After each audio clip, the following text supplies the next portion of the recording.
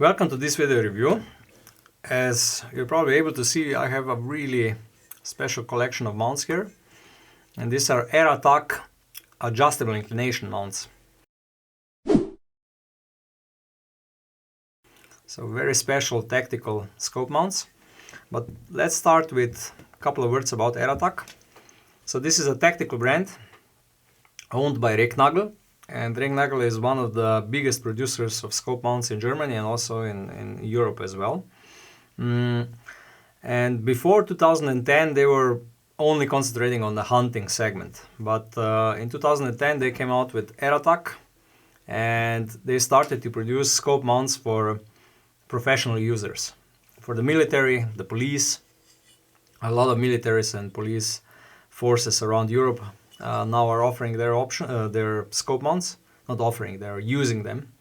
And I think 2016, 2017, they came out with these models, the adjustable inclination mounts, where you're able to adjust the inclination of mounts from 0 to 70 MOA. And this roughly corresponds with the trend of really extreme long-range shooting. So when people started to shoot over 2 kilometers, the scopes didn't have enough clicks anymore.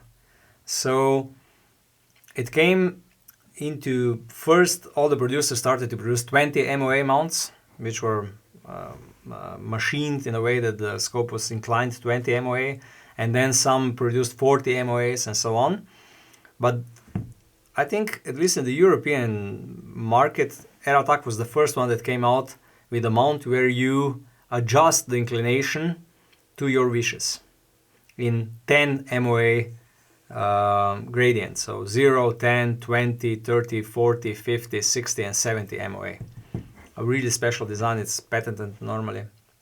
And I would say, at least in Europe, majority of people that shoot on really extreme long range uses this. In the US, it's a bit different. They have a couple of other options. They have adjustable inclination Picatinny rails, and also I think it's Ivy called a similar mount than this, but even more advanced. And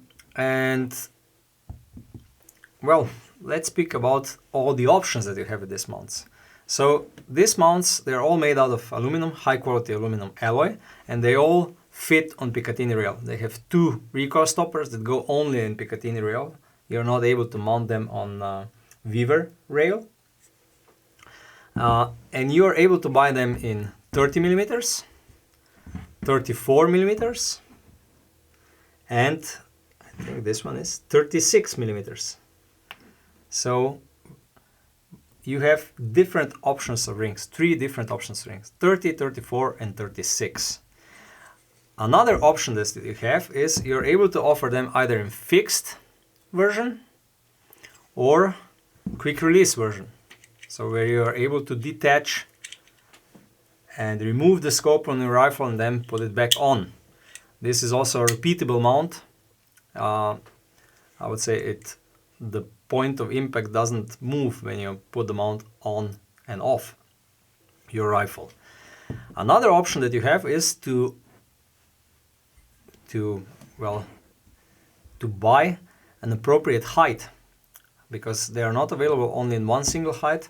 In this, we say build height. It originates from hunting mounts, so from the top of the Picatinny to the bottom of the scope.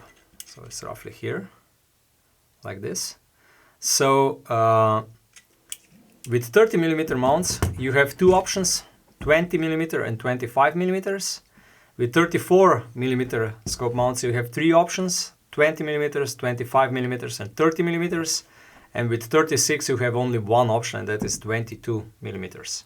So really a lot of different mounts. Honestly speaking, we are now talking about 12 different options in this category.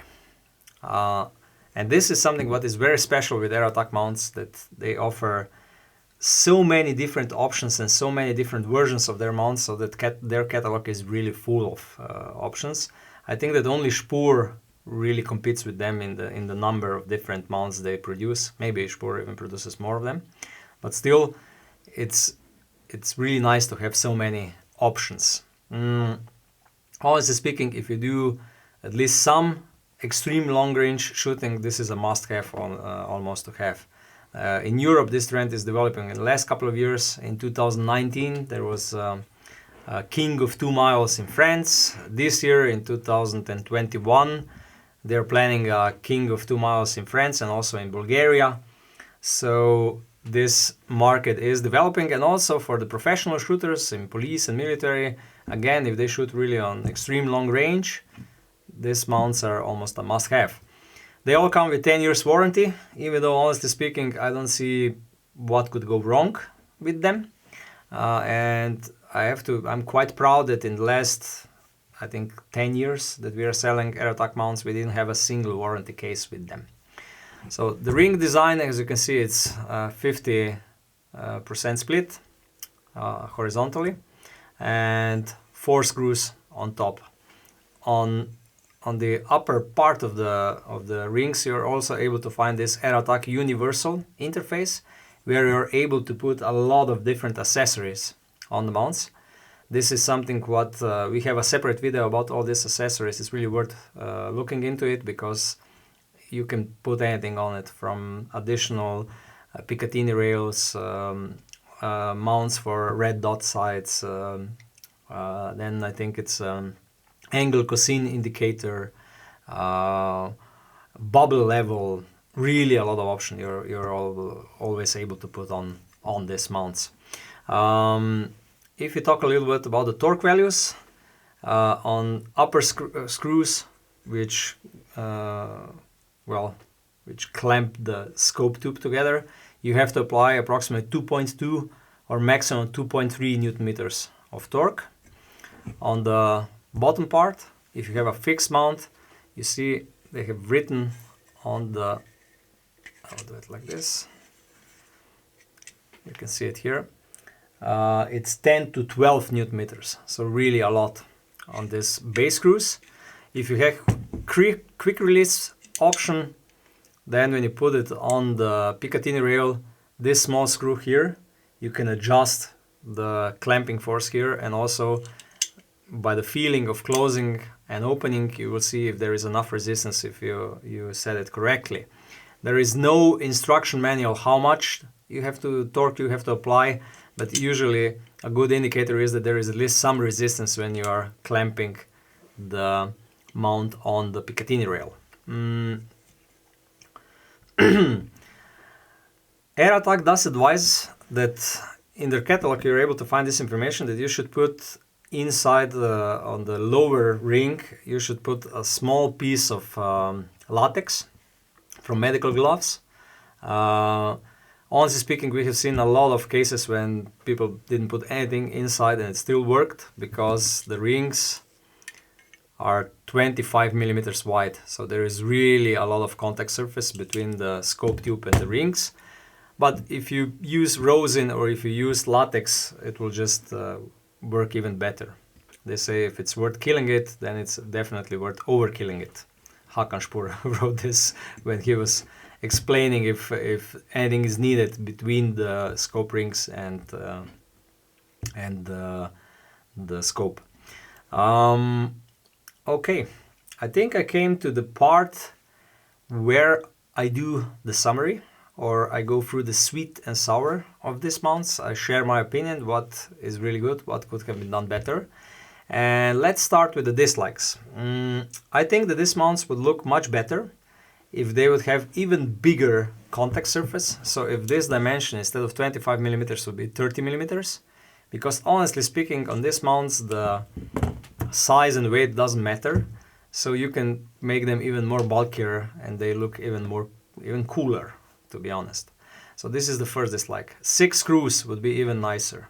If you look at the Dental tactical mounts, they even have 8 screws. So, or Audera, I think, also has 8 screws. So bigger rings, it's nicer, but honestly speaking, this is just aesthetics, because in terms of function, this function well enough already as they are now. Okay, so this is a small dislike. The system, how to adjust the inclination. You need this torque screw. You unscrew this screw, and then you change the position of the whole part here, and then you screw it back to clamp the whole upper part of the scope back. It's quite, I would say, okay, it's very robust, it works well, but it's a lot of work to set the proper inclination. This could have been done maybe a bit simpler. What else is there not to like? Honestly speaking, not much. I use this myself on 338 er-tac rifle. I competed, not king of 2 miles, but I think it's king of 2 kilometers. Master of 2 kilometers. Same competition, king of 2 miles and master of 2 kilometers. And I use this mount, so they're really, really good. So what it is there to like? All the options. It's really nice that er-tac is always giving you so many options that you are able to find the ideal mount at each time. So all the height options, all the diameter options, and so on. Also the quick release option and the standard fixed option. You have so many options, and this is a big plus. Fit and finish, it's a big plus. The whole system, how it works and how reliable it is, it's a big plus. Also all the markings, it's really easy to see when you're on 0 MOA and when you are, let's say, on 10, 20, 30 MOA. So they're really well made. Fit and finish, the material, the brand awareness itself. When you're buying something for er-tac, you know that it will work, it will not fail. These are all the big pluses. I also think, honestly speaking, for the function that you're getting and the build quality and the material quality and so on, these mounts are not expensive. I would say that value per money, they're better value per money than their most basic option of, let's say, monoblock 30mm fixed option mounts. This is a better value for money because you're really getting an adjustable inclination mount with all the bells and whistles and for, I would say, acceptable price. Okay, I think this is it. We also have a separate video regarding the first generation and the second generation of these levers because the change is really small. So don't be confused when you see first generation and second generation of er-tac mounts.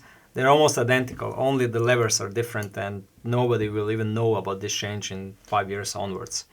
So thank you for watching. If I forgot something, please use the comments below. I will get back to you. I will search for any kind of information that I didn't present in this video.